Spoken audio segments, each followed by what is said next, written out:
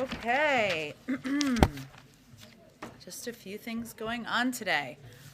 Okay, so we continue to make further progress on the President's Port Action Plan, which will lower the cost of goods for American families by strengthening supply chains and modernizing port operations. And today I wanted to highlight that the Department of Transportation awarded $12.6 million in grants to 9 marine highway projects across the country in Delaware, Hawaii, Indiana, Kentucky, Louisiana, North Carolina, New York, New Jersey, Tennessee, Texas, and Virginia. These investments through the America's Marine Highway Program will help us move more goods more quickly and more efficiently and help our agricultural exports get goods to market. The announcement follows the successful first step of the Port Action Plan, which provided the Port of Savannah $8 million to set up container yards in Georgia and North Carolina, freeing up dock space and speeding up the flow of goods in and out of the port. 3 container sites are already in operation in Savannah, Statesboro, and Atlanta, and are already supporting Georgia businesses such as Home Depot, Carter, and agricultural exporters. And one more piece of good news for shipping costs. New data today confirms the cost of shipping a container between Asia and the West Coast is more than 25% lower than it was 3 months ago. So about $6,000, I was not a math major, $6,000 lower than it was 3 months ago, as this chart shows you. And that's important for the American people to understand and know, because if the cost of shipping a container is less expensive, it means that more goods can be shipped, that there should be more on the shelves stocked, and that the cost of goods also will come down. We've seen that play out, but this is definitely a positive sign.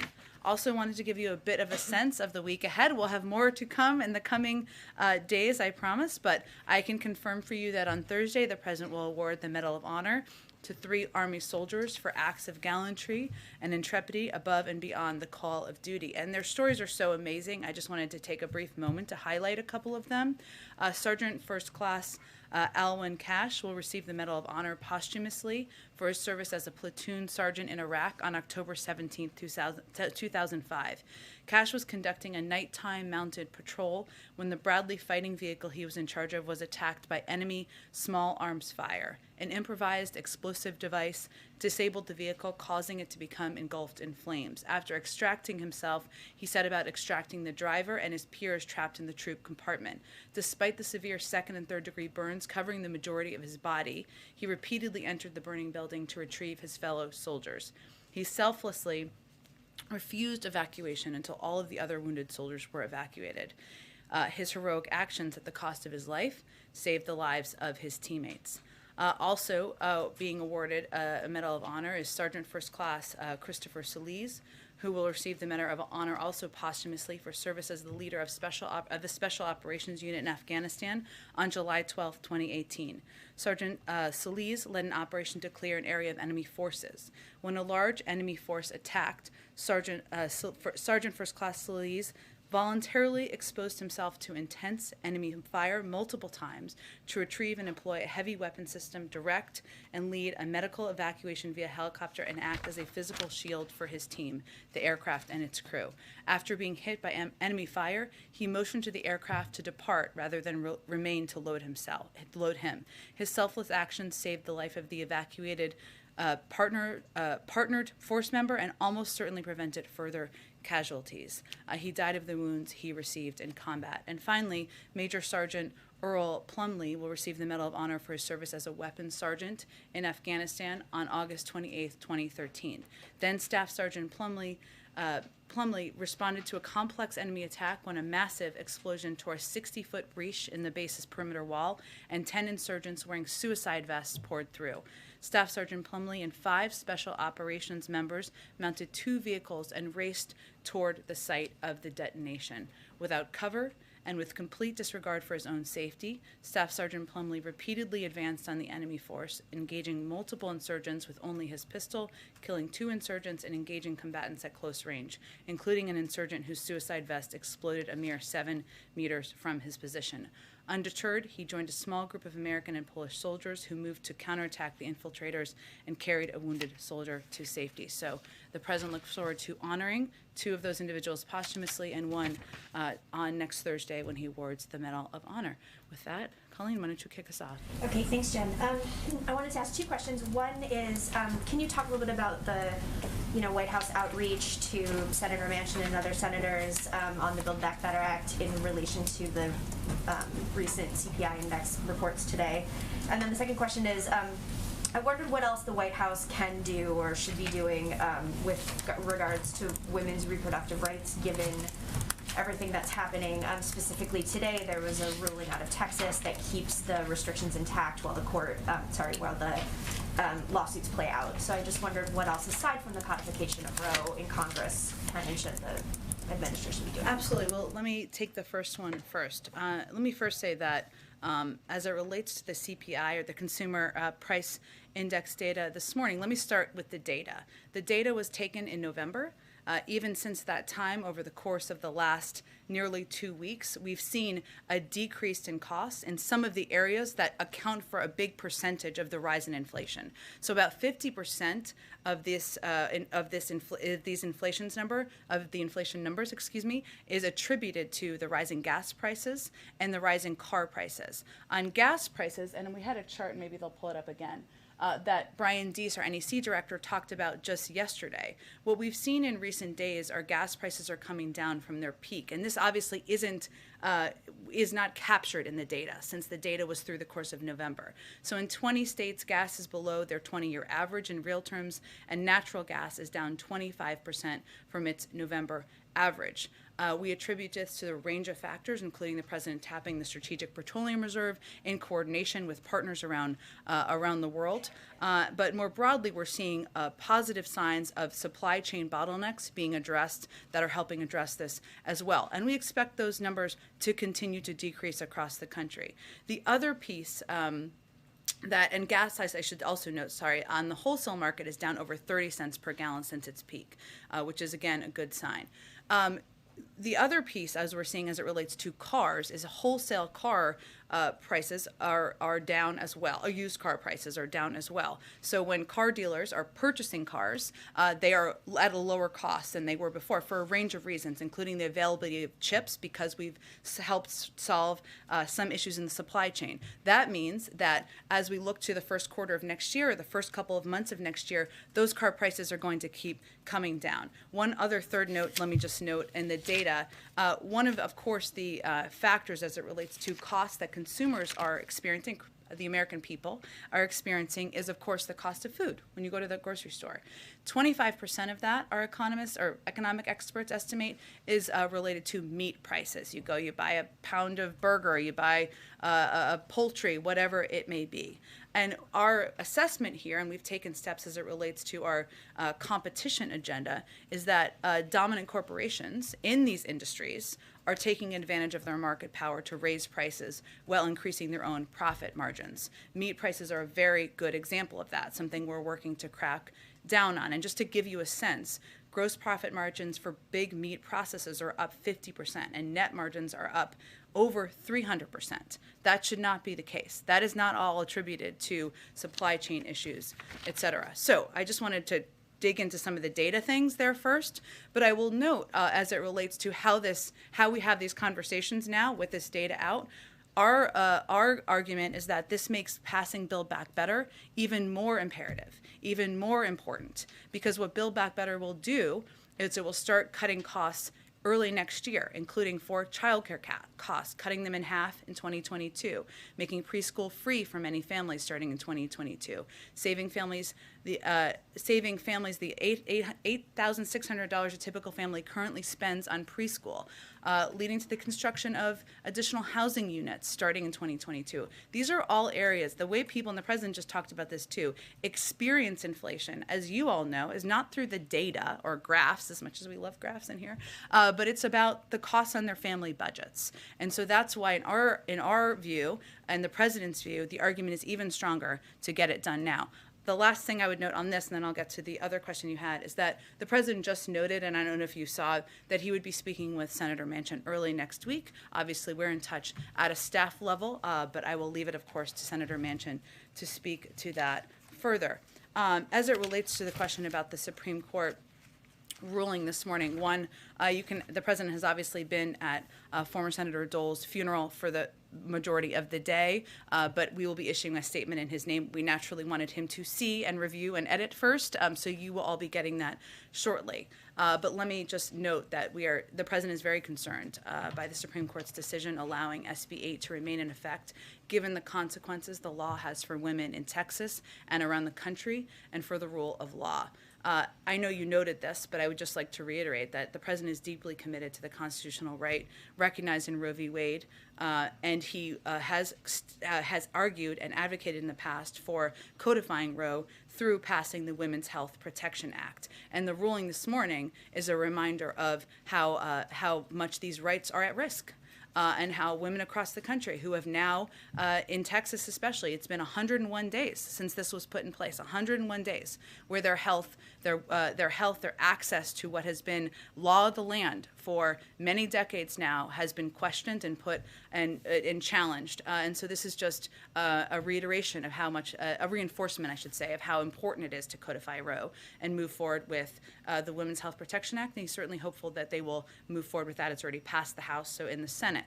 I would note in terms of additional administration actions, HHS announced a department-wide response to protect patients and providers in response to Texas Law SB 8. These actions include, and they will continue to be built upon in coordination with the Gender Policy Council here, issuing Title 10 grant support for health service providers, with Title 10 grantees receiving significant funding to support expansion of family planning services, as well as plan to expand access to emergency contraception and family planning services to any eligible applicant. These are steps that have already been underway, but we will continue to explore what more can be done. All right, go ahead, Jeff. Jen, what are the next steps in the U.S. process to extradite Julian Assange after the latest UK court decision? Well, this is really a case it's an ongoing criminal case, so I'd refer you to the Department of Justice and their statement. The president is committed to an independent Department of Justice, and so we'd really let them speak to any next steps. And on another topic, Russia spelled out some specific demands for NATO today, including that NATO should rescind its promises that Ukraine and Georgia may eventually join the alliance, and that NATO not deploy weapons in countries that border Russia. What's the U.S. response to that? Have you seen those, and can you give us an update on when that meeting between the other NATO countries, the U.S. and Russia, will take place? Well, this list, which we have certainly seen, but should not come as a surprise. It's the same list of demands that the Russians have been advocating for and voicing for several months, if not years. And that is their prerogative to have their views and demands. We have our own. And we have our own concerns about security circumstances around the world, including, of course, on the border of Russia and Ukraine. Russia can raise their concerns. We can raise ours. Europeans can raise their concerns. That's the whole point of having a dialogue and a discussion.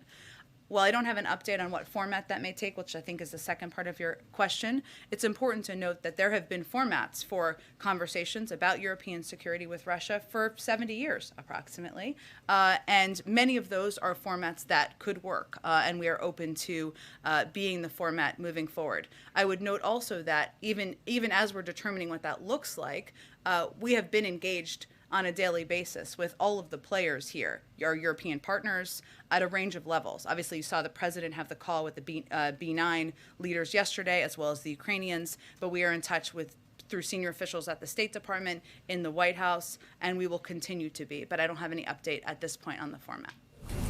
Thanks, Jen. The president said just a few moments ago that he thought that inflation may be at its peak right now. Is that the determination of your economic team when they analyze kind of the state of play in the market right now, or where is he kind of what's he basing it on? Well, I think if the president were standing here, I know he's always invited, which may be the next thing someone says, but which is okay. You're invited if you're listening. Would be that we, of course, defer to the Federal Reserve and their assessments that they make as they make predictions about inflation. They are predicting, as outside economists are, that inflation will come down next year. So we would really defer to them, as would the president.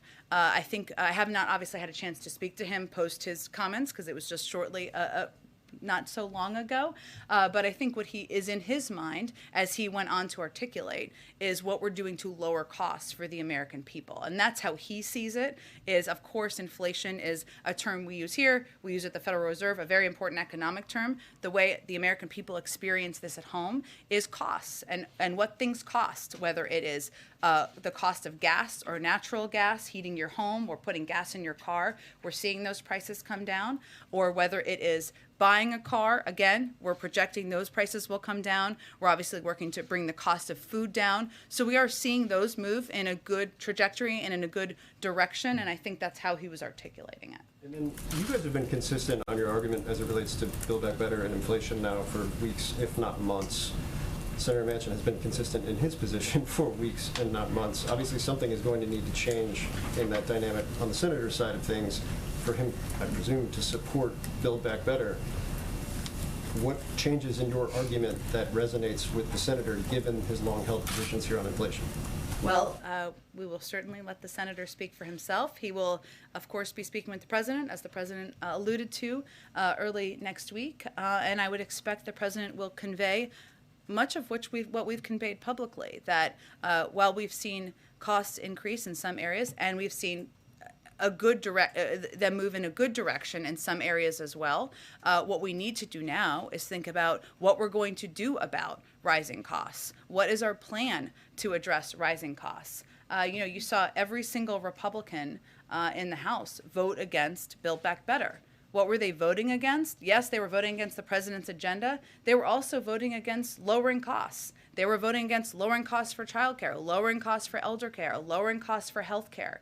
And I think the not argument, because he has a very good working relationship with Senator Manchin, but I think the case he will make is that this is exactly the time to pass this bill and move it forward so that we can lower costs for the American people on all of those topics, including insulin and areas that really force American families to pinch pennies. Go ahead. On that same point, though, just politically, do these numbers make it more challenging, you think, to pass Build Back Better, given the fact that opponents and even Manchin argued that pouring more money into the economy will only make things worse?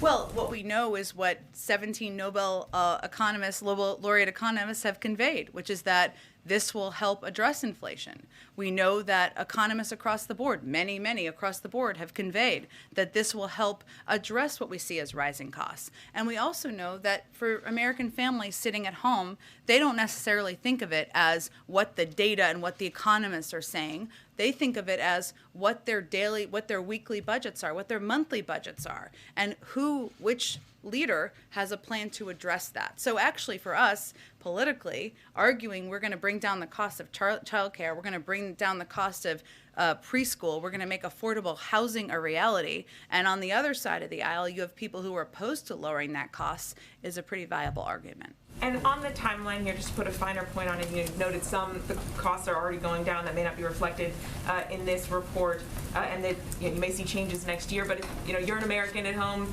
worried about these rising prices, how long do you think Americans should be prepared for these increased prices to persist? Well, I think the way the American people look at it is not through data. Right? They look at it through how things are impacting their lives. So what they can know is that gas prices are coming down. In about 20 states across the country, we expect that to happen in more. Natural gas prices are coming down. That means if they're looking to heat their homes, it was a very cold day here yesterday, for other cold days around the country, those prices are coming down. If they're looking to buy a used car, those prices should come down early next year. And also there are steps we're taking to address areas of where we see prices increasing, like when they go to the store to buy some, burgers for a barbecue, that we're working to go after meat conglomerates for raising prices and jacking prices up. So it's area to area, but what we can tell them is where we're seeing progress, where we're still going after the problem, and what we would also convey to them is you should look closely at who has a plan here and who's just shouting from a megaphone about it being a problem. We all agree it's a problem. It's who's going to do something about it. And how worried are you that the Fed may have to raise interest rates? We really, of course, defer to the independence of the Federal Reserve in making those decisions and what they feel is right for the economy. So I wouldn't say we're worried. We leave them to their independent assessment of what's needed. Go ahead. Jen, is the mentioned conversation happening here at the White House in person or by phone? I don't have anything on the format, and obviously we've been in close touch with Senator Manchin, but I just was echoing what the president said just a few minutes ago. And then on Assange, the High Court issued its ruling in part because of assurances from the administration that Assange would not be kept under the harsh conditions that are typically reserved for high security prisoners. Can you talk about what assurances those were and where he might be held? Well, it's really all through the Department of Justice, which is where those discussions would happen, so I'd really point you to them. Okay. And then one more on COVID, because the president received a briefing yesterday. Is there anything you can share about what the doctors told him, especially because it's been about 2 weeks since Dr. Fauci said it would be 2 weeks until we had more definitive information about Omicron? Well, he said it would be 2 weeks, a few weeks. Obviously, we want to wait until there's an assessment that the doctors feel comfortable and confident in providing to the American people. I don't have an update for you here today, but as soon as they have an assessment to make, they will make it. There's also a briefing this afternoon with the COVID team as well. Thank you. Go ahead. Thanks, Jen. Republicans are circulating a modified version of the CBO score for Build Back Better. In their version, it included extensions of programs without being paid for, which we understand is not how the president put forward this legislation. But the reason that they're saying they did that is because Lindsey Graham says if you believe these programs are going to go away after 1 or 2 years, you shouldn't have a driver's license. We all know child tax credits are not going to go away after a year. What does the White House say to that?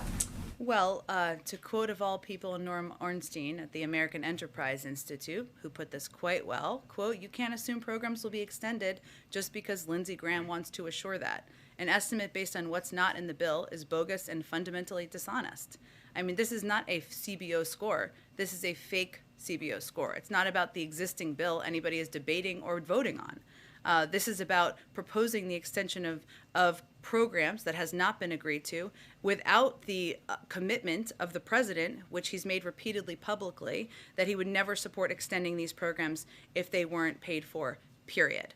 That has been his commitment. That is his commitment. I would also note that there's a particular irony here that it shouldn't be lost on Senator Graham. Maybe it is lost on Senator Graham. I don't know. That the plan they proposed and passed into law, the 2017 tax cuts, were $2 trillion, which were not paid for in any way, shape, or form. That didn't seem to upset them at all. And I will say, and they can thank us in any way they would like for this, that what our projections and the projections of our economists predict is that for our plan, if as this plan continues in the second decade, it would actually reduce the deficit by $2 trillion. So we're actually covering their irresponsible tax cuts to corporations and net wealth individuals. They're very welcome for that. Thank you. And then on crime, the National Sheriff's Association alleged that they haven't seen the kinds of federal support to crack down on crime that we talked about here in the briefing room earlier this week. I already have lengthy statements from the White House and the DOJ detailing and countering some of the points that they made. But more broadly, if the feeling among communities and law enforcement groups is that things are getting worse and not better, and that they're not visibly enough seeing results from what the White House is doing, how can the White House project a stronger image that they're tough on crime and crack down on this? Well, Jackie, I would first say that we recognize, and let me just reiterate, that we agree that violent crime is a serious problem. We have concerns about what we've seen, serious concerns about retail theft in a range of communities across the country. And I know you are aware of this, but we have actually taken some what we would consider serious steps to help work with these communities, whether it's plussing up police forces in San Francisco and LA, or having the FBI work directly with the LA Police Department to address areas where we have seen an increase in retail theft. I would also note that what the president has proposed, and obviously we're on the CR short-term budget right now, is an increase in a plus-up in funding for the COPS program of almost $300 billion more than what was proposed by the former president, because he believes that police departments and law enforcement should be properly funded and supported. That is something he's been a believer in his entire career. So I would say we are committed to, but we have proposed additional funding. We are working directly now, and obviously this work is ongoing. And one real quick one on the Jussie Smollett verdict. Both the president and vice president tweeted at the time of that attack. The president tweeted, "What happened to Jussie Smollett must never be tolerated in this country. We're with you, Jussie." The vice president called it an attempted modern-day lynching. Since the guilty verdict, are there any lessons learned here on rushing to judgment when a crime is alleged? I think there are lessons learned perhaps for everybody who commented at the time, including former President Trump. I wish April Ryan was here because I think she asked him the question. Do I see her somewhere or no? Okay. She just left, where he said, "I can tell you that it's horrible. It's doesn't get worse," in response to her question about about Jussie Smollett at the time. I would say that we respect the jury's decision. Lying to the police, particularly about something as heinous as a hate crime, is shameful. Instances of that need to be investigated fully, and those found guilty need to be punished. And false accusations divert valuable police resources away from important investigations. They make it harder for real victims to come forward and be believed. You know, if you look back at the time, it's also true and important to note that accusations of hate crime should be taken seriously, and they need to be fully investigated. But that's where everybody was looking at it at the time. But certainly knowing what we know now, it's important to also note the danger of lying to police and lying about hate crimes and the fact that it diverts important resources. Go ahead, Kristen. Thank you, Jen. I know you've gotten some questions about the timeline of inflation, but let me just try again in this context. I think it bears repeating because now we have the numbers. Fed Chair Jerome Powell said that transitory is no longer the right way to describe inflation. He said it now appears that factors pushing inflation upward will linger well into next year. I asked Brian Deese this question yesterday, so let me put it to you today. Given what Jerome Powell is now saying, does the administration, does the president acknowledge that inflation is more entrenched and not transitory? Well, Kristen, I would say that I can't speak obviously for Jerome Powell, but I think part of the point here is that it doesn't really matter what you call it. Our view, but more importantly, the view of the Federal Reserve, which he oversees, private sector forecasters in the markets, has been and remains, and has been for months, that inflation will ease over time. That is the projections of the Federal Reserve.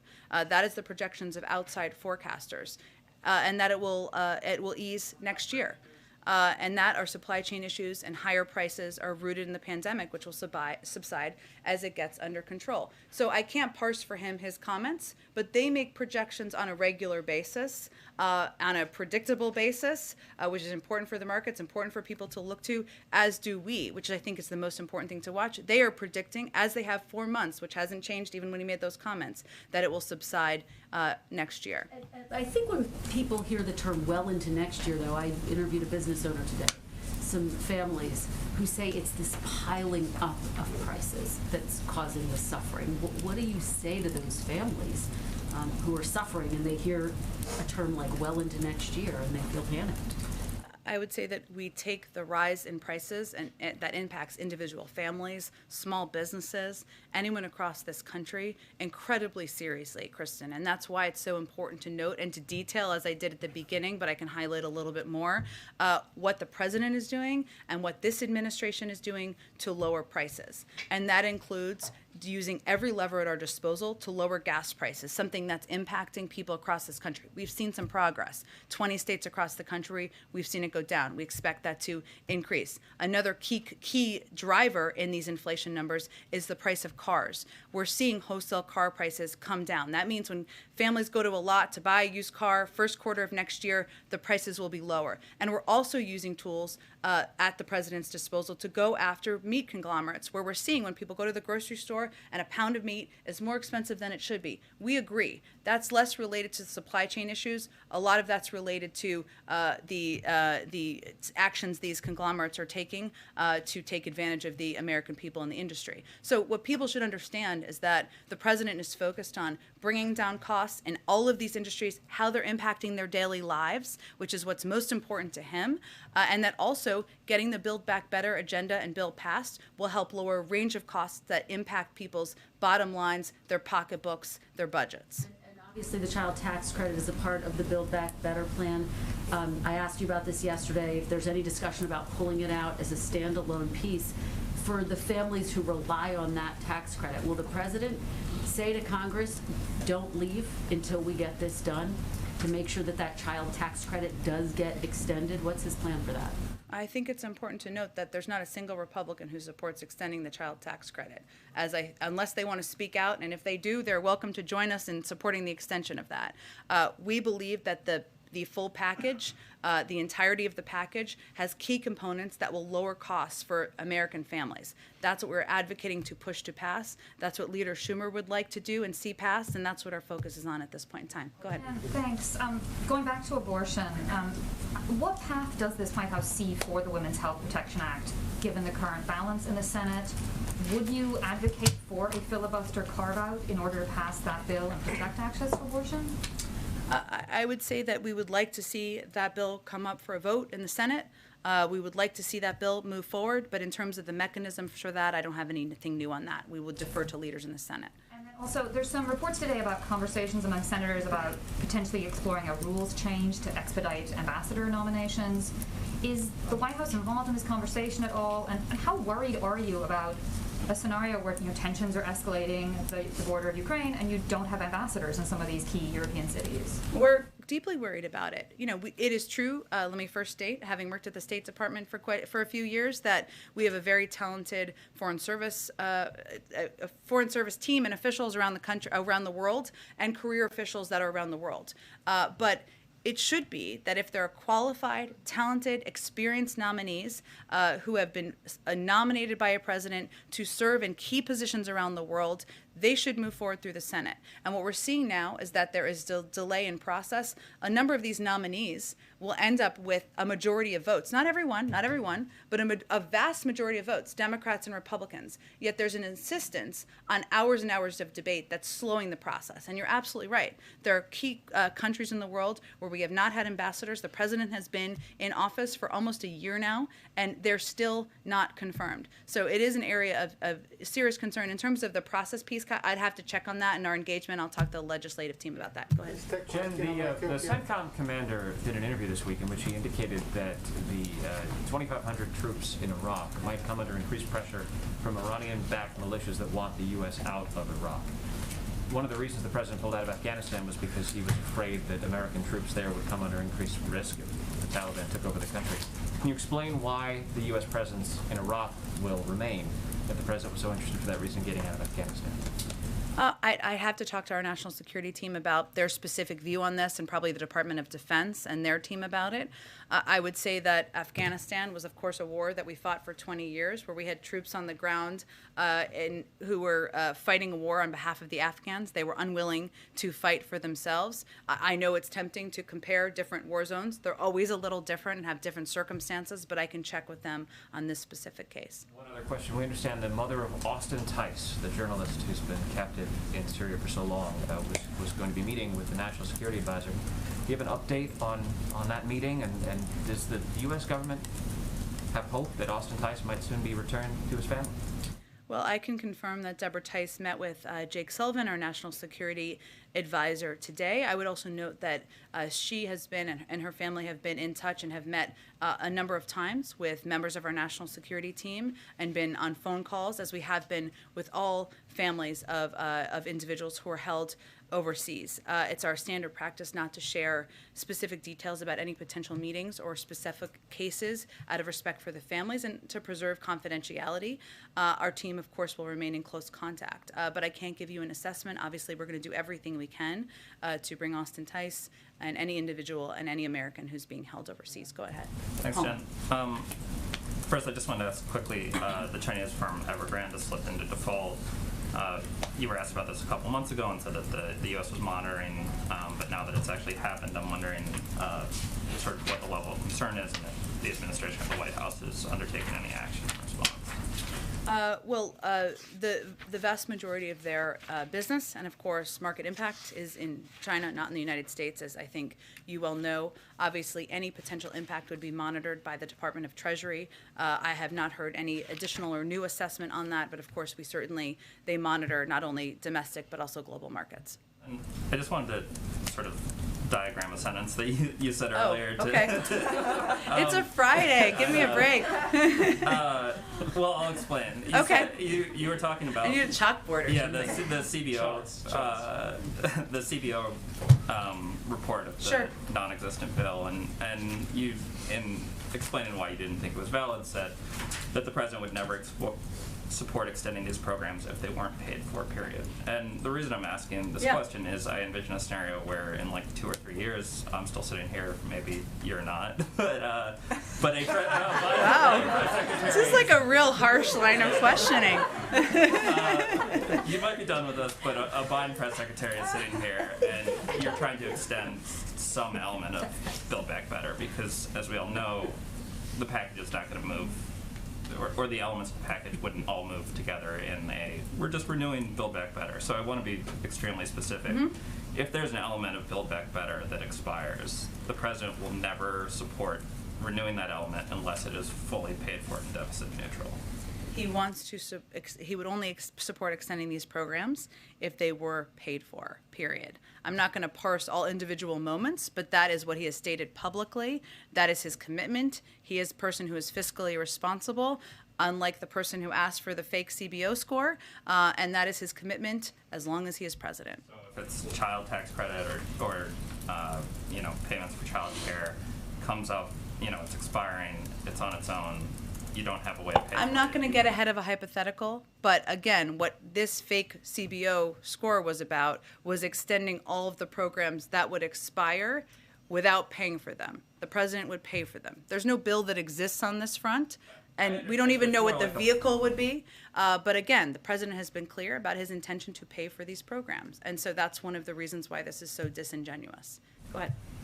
You're saying that Americans aren't focused on big picture data lines, but yesterday Brian talked to us for 40 minutes about lots of data points that are moving in the right direction. Yeah. So I'm wondering, given all of those things and given what you're talking about, prices month to month moving in the right direction, what's the White House's big picture view on why so many Americans are so pessimistic about the economy and about the direction of the country? Because another data point is more and more Americans are saying wrong track on monthly polling on that key question. Well, there are certainly Americans who look at data. I'm not suggesting that. Many of them work in New York and other places. I'm conveying that the way people experience it, I think you know what I'm saying, but the way people experience it, and the president just said this as well, is not by looking at charts in the paper, right? As much as we love charts, because they're important for us to note, it's about their monthly budget and how much it takes to fill up their tank of gas, how much it takes to buy meat to have burgers for a barbecue. That's what I was saying. Why are people experiencing things, or why? Because, and we've talked about this a little bit before, but a lot of it, what we're seeing in our data is people's psychology on the economy, on how they're experiencing things in the country right now, is related to COVID. And the fact that COVID, we're still in a fight against this virus. People expected it to be over sooner. We have new variants that have come up, and people are looking to get back to a normal version of life. And so that's our best assessment. Obviously, Americans will experience things different ways, and we certainly understand that. But broadly, when you look at data, that's what we see. Go ahead. Thank you, Jen. I wanted to ask you something in light of this week's Democracy Summit. Sure. Former President Trump has been undermining the 2020 election result for most of this year. He puts out statements, various releases, and I wonder why President Biden has not used his bully pulpit to push back on the misinformation coming from former President Trump, just given that democracy is such a top concern. Why does President Biden, so I'm just to understand your question, why does President Biden not debate or lift up President Trump and his statements? No, I don't think that's what I was saying. Why isn't President Biden pushing back on the misinformation that the former president is putting out? Look, I think the president is doing what the American people elected him to do, which is to govern the country, to make people's lives better, to solve COVID, to put people back to work, and certainly to fight for protections that will save our democracy and moving forward, not to continue the 2020 election. So that's what he's focused on. But do you think it would be effective in some way to, this is the most powerful possible, podium that exists in the United States from a political leader. Therefore, has there been any discussion of the president giving some kind of address to the country and speaking clearly about what did and did not happen and clearing up misinformation, particularly as democracy is very fragile. I think the president has spoken very clearly, and facts back this up, about the fact that the majority of the American people voted for Joe Biden to govern this country, that it went through dozens of courts who threw out attempts to change the outcome of the election. But we've made an assessment, which hasn't been the assessment made by everybody, that elevating and giving more fire to the conspiracy theory-laden arguments of the former president isn't constructive, nor is it what the American people elected him to do. Go ahead. Thank you, Jen. First, President Bukele of El Salvador posted some apparent screenshots alleging that Jean Maynes of South Kong intervened to try and free another politician in El Salvador. And he alleges that she was intervening to try and free another politician who was allegedly assisting gangs in the area of El Salvador. Is the president aware of this interaction between Maynes and President Bukele? And also, posting WhatsApp screenshots of a U.S. diplomat, what does this say about the U.S.'s relationship with what was once an intended partner to curb irregular migration north? Sure, Zolan, it's a great question. I don't have all the details on the specific case, not case, but the specific details of this this incident that you're referring to. So I can't speak to whether the president's aware of it. Obviously, he's regularly briefed by his national security team, but I'll talk to them and see if there's more details on it. Okay, great. And then on MPP, the Homeland Security Secretary was asked about the expansion of MPP yesterday, of including Haitians. I know you were asked about this earlier this week, but when asked about the expanding it, he said, "We felt the good faith implementation of this program required us to act." Why is it that expanding a policy to include more migrants, a policy that the president has referred to as inhumane, is acting in good faith? Well, I think as the secretary has also stated, and I've stated too, we don't agree with this program.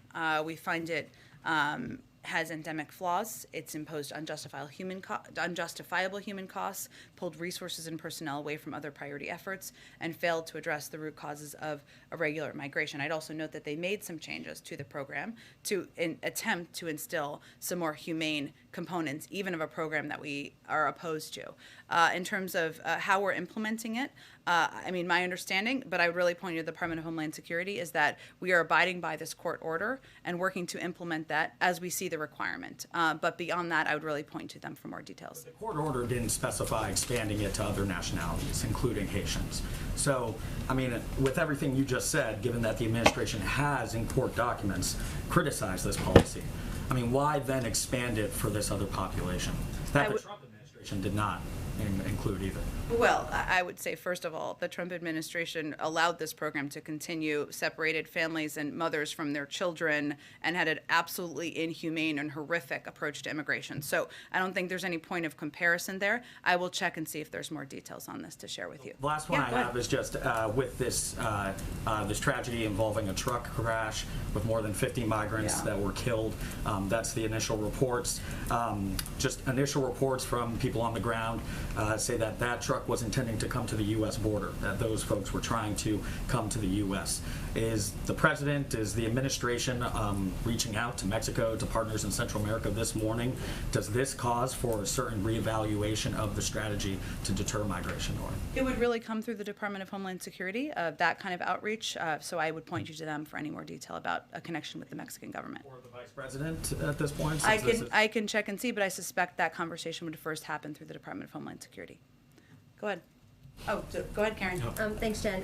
Retail sales recently have been strong, even with prices increasing. Does the White House think that will continue, or is there concern about consumers starting to scale back due to higher prices? We have seen retail sales up. I mean, it is the holiday season right now, so without being an economist, I suspect that retail sales are often up around the holiday season as people are engaging in retail therapy or what have you this time of year. In terms of whether it will come down and be, I think I would assume you mean below what the typical trend would be. We haven't seen that to date, but I don't have any economic projections of what we expect on that front, or I have not heard an expectation from economic team that we expect them to come down. And on a different topic, Manuel Oliver lost his son in the Parkland, Florida high school shooting in 2018. He's been here in Washington this week. He spoke to us, ABC, and said he wants to meet with the president to talk about gun control in the wake of another school shooting. I know that he's met with the president in the past, and some White House officials in the past have spoken with him.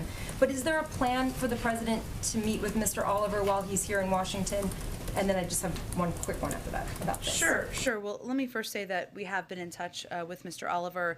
Cedric Richmond has been in touch with him, and we've also offered a meeting with Cedric Richmond and members of our senior team.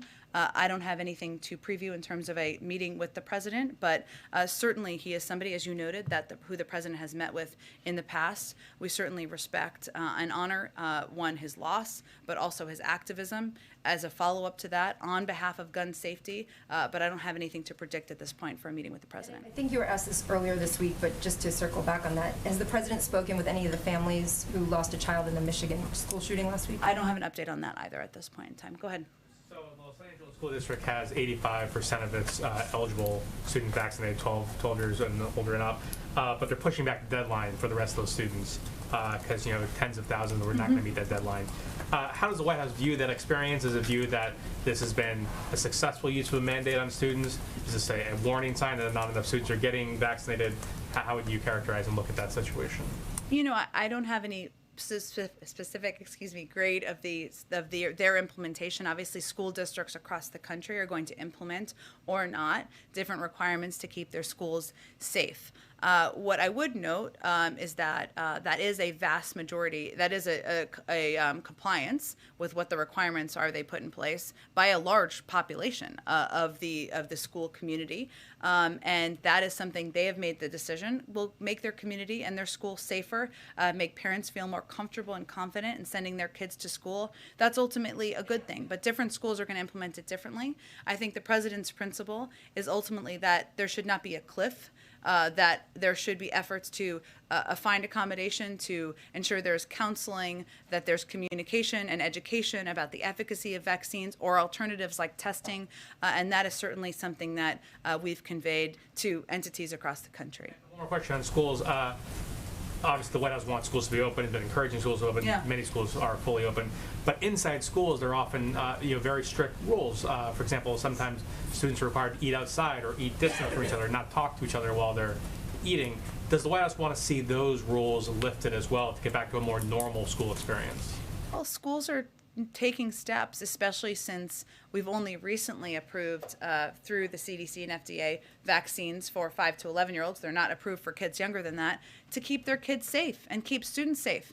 I will tell you, I have a 3-year-old who goes to school, sits outside for snacks and lunch, wears a mask inside, and it's no big deal to him. I'm not saying that's the case for everybody, but these are steps that schools are taking to keep kids safe. And I think the vast majority of parents appreciate that. Obviously, we want to get to a point where we're turning to a version of normalcy for everybody, right? Where you're not sending your kids backpack with 7 extra masks, right? Where you're not adding 2 hats so that they're warm outside for a snack. There's no question that's the case, but we also think the most important thing should be safety, the safety of kids, keeping kids in school, which the president is very focused on, and some of these steps, creative steps that schools have taken, have enabled that to be possible. Go ahead, Tina. Is the Biden administration considering extending that student loan payment pause? I know there's, if not, besides legislation that probably won't pass, what are some of the options that can help these people? You're talking about the student loan payment pass that expires in February, just for clarity. So in the coming weeks, we will release more details about our plans, and we'll engage directly with federal student loan borrowers to ensure they have the resources they need and are in the appropriate repayment plan. We're still assessing the impact of the Omicron variant, but a smooth transition back into repayment is a high priority for the administration. The Department of Education is already communicating with borrowers to help them to prepare for return to repayment on February 1st and has secured contract extensions with loan servicers. So we are preparing for a range of steps here. These steps have provided, I would just note, more than $12.5 billion in discharges to nearly 640,000 borrowers, plus tens of billions more saved by the 41 million borrowers who have benefited from the extended student loan payment pause. But it expires February 1st, so right now we're just making a range of preparations. And then on the Olympics, China earlier this week said when they learned of the diplomatic boycott that there might be some retaliation. Are there any counteractions that have been discussed within the administration? We would certainly let China speak for themselves. As we noted when we made this announcement, we felt, the president felt, that we could not proceed with business as usual and send a diplomatic delegation to the Olympics. But obviously, we work with China on issues where there is agreement, and we make clear where we have concerns. And that includes our strong concerns about human rights abuses, specifically in Xinjiang. Go ahead. Thanks, Jen. Just following up on Steve's question on Austin Tice. Yeah. You mentioned that the administration is doing everything it can to free him. Does everything include direct engagement with the Assad government in Syria? I'm not going to detail anything further. Our objective is, of course, bringing people home. And not just the Tice family, but other families of those who have been held captive have criticized the president that they haven't seen direct personal engagement on their family cases.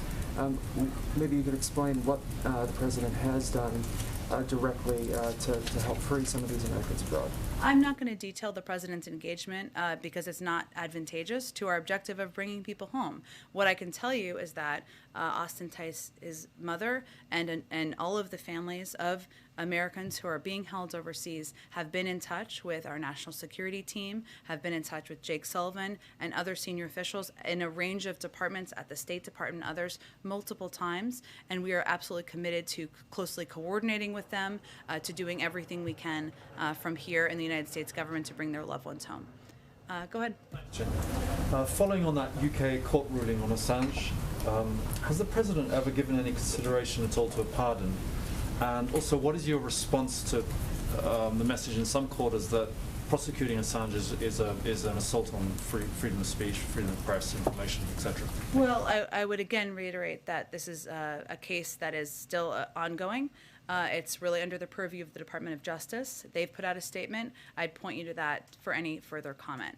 I would say, broadly speaking, outside of this case, that the president has been an advocate for freedom of speech, freedom of press. He's holding a 2-day democracy summit that's wrapping up today. The freedom of media and press is a central component of that. He announced an additional tranche of funding to ensure we're advocating for that. And he is somebody who's going to continue to advocate that domestically and internationally through the course of his presidency. Go ahead, Nadia. Thank you, Jen. You said you're expecting the price of oil to go down soon. What do you base that on, and will the president reach out to the OPEC Plus producer countries again? And I have another. Well, we've already seen the price go down some, so I was basing it on what we've seen in the data in the oil markets.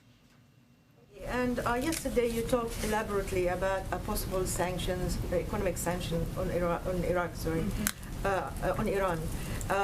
And you said that you will send delegations perhaps to the UAE and talk to your allies like Japan or South Korea and the rest.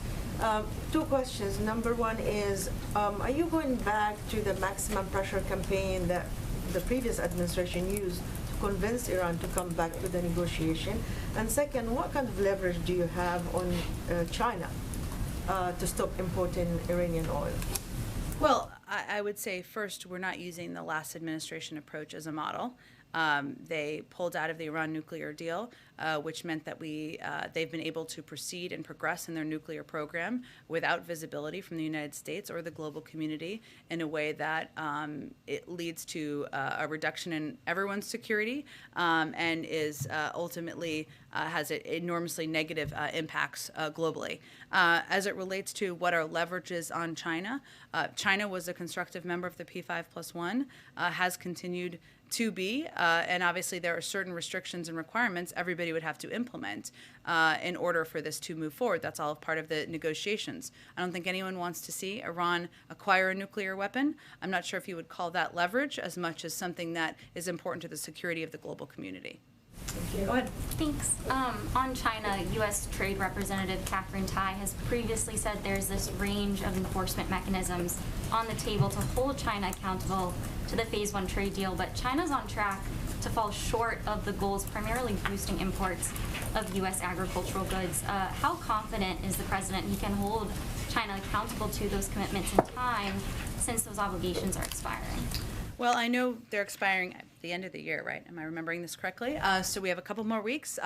Ambassador Tai is, of course, a running point for the administration on the implementation on these phase 1 negotiations and discussions. I don't have an update from here, but I can certainly check and see if there's more to report.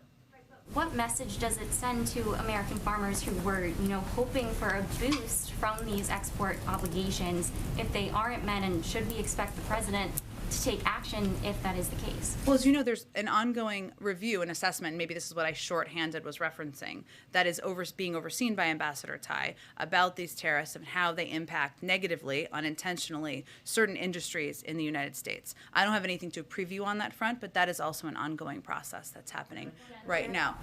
Go ahead. Thanks, Shannon. A follow-up on that question about El Salvador. What's the White House response to the president of El Salvador accusations against the U.S.? He says, and I quote, the interest of the United States has nothing to do with democracy in any country, end quote. And any comment on the decision of Nicaragua to break relations with Taiwan and return it to China? Sure. Let me start with Nicaragua. The decision deprives Nicaragua's people of a reliable and democratic partner in Taiwan. Taiwan is a like-minded democratic partner, a steadfast partner, and friend to countries throughout the region. We encourage all countries that care about democratic institutions, transparency, the rule of law, and promoting economic prosperity for their citizens to expand engagement with Taiwan. We refer you to the State Department for anything further, but I would note that they put out an extensive statement on that. Go ahead. On the question of El Salvador, the president of El Salvador saying that the U.S. government has nothing to do with democracy in any country. It's hard for me to even know the context of that statement. The United States just hosted a 2-day democracy summit where we announced an extensive financial commitment to contribute to the preservation of democracy around the world. As the president conveyed, democracy works best with consensus and cooperation, and he's also noted that we all need to continue to work harder to preserve our own democracy. I don't have an exact reaction to them. Go ahead. Two quick foreign policy questions for you. Sure. One is on Afghanistan. Yesterday, as was mentioned earlier, the head of Central Command did an interview, and during that interview, he said that the number of al-Qaeda members in Afghanistan has, in his words, probably slightly increased. Does that surprise the president? Is that a concern for the president? Well, I would say first that President Biden made clear from the start of the Afghanistan withdrawal process that it's critical for us to retain our over-the-horizon with counterterrorism abilities, our abilities to prevent, detect, and disrupt terrorism threats without having a permanent military presence on the ground that could be a target. And that is something he is committed to ensuring. Our national security team is working to ensure we have the capabilities, working with partner countries in the region who share that concern, who do not want terrorism to have a birthplace or rebirth place in the region. And we have also been clear that we will not allow terrorists to threaten the homeland from Afghanistan, and we will hold the Taliban accountable. I know we obviously do regular assessments for from our intelligence team on this, from the CIA director, from our director of the National Intelligence Agency. I'd really point you to them on their assessments, but the president takes his commitment to ensuring they do not rebuild, they do not gather, and they do not pose a threat to the homeland quite seriously. On Russia, just a few days after President Biden's conversation with President Putin, is it fair to say that the ball is now in President Putin's court, in the sense that the next step is up to him as to whether or not he pulls back his troops from the Russian-Ukrainian border or he moves into Ukraine? What's your assessment there? Is that a fair, accurate assessment? Well, I would say first that our objective continues to be diplomatic discussions. And to go back to Jeff's earlier question, those could take a range of formats. There's decades of precedent on this, and a lot of formats that exist where those could continue, and that is really our objective and our focus. Those would not, of course, involve just the Russians. Our overarching approach here is that we're not going to have conversations without the key players involved, whether that is conversations about Ukraine without Ukraine or conversations about NATO without NATO. Those are our principles. So that's really what our focus is on at this point. Obviously, all of this diplomatic effort to date, coordination with our European partners, the president's very direct conversation with President Putin was meant to convey very clearly that if he were to choose to invade, there would be severe and significant economic consequences. Obviously, he is the one who has control over the military troops of Russia, not other countries. But certainly our effort and our focus is to have those diplomatic discussions and have the ball move forward through that channel. I think I'm going to have to wrap it up here in just a moment. Let's go ahead. Thank you, Jen. I have two quick follow-ups. Sure. The first is, you've been consistent on this, and so has the president, about your support for codifying Roe v. Wade. Yeah. What's more, Speaker Pelosi and Majority Leader Schumer have also voiced their support. Has the White House been doing outreach on this, and do you think that you would have the votes to be successful? I can't give an assessment of the vote count at this point. What I will tell you is that we have been engaged with leaders on Capitol Hill, many of whom have been quite outspoken about their concern and the need to move forward with the Women's Health Protection Act. Today, in light of the fact that women in Texas have been, for 101 days, they've had their basic access to women's health care, to their fundamental right that's been the law of the land for decades, be put into question and at risk. In terms of what our engagement will be, we will continue to be engaged. And the ruling this morning reinforces that there is more work to be done, reinforces that need to engage on Capitol Hill and with localities around the country. Moments ago, you were pretty definitive when you said that President Biden would only support extending these programs if they were paid for, period. Does that necessarily mean that sometime in the future, President Biden would be prepared to raise taxes? Well, I think President Biden's been pretty clear about his protection of keeping taxes low for the middle class and lowering them. But we don't have any hypothetical bill we're talking about here. I think you've seen him convey that pretty clearly, and all of the bills he's supported have been consistent.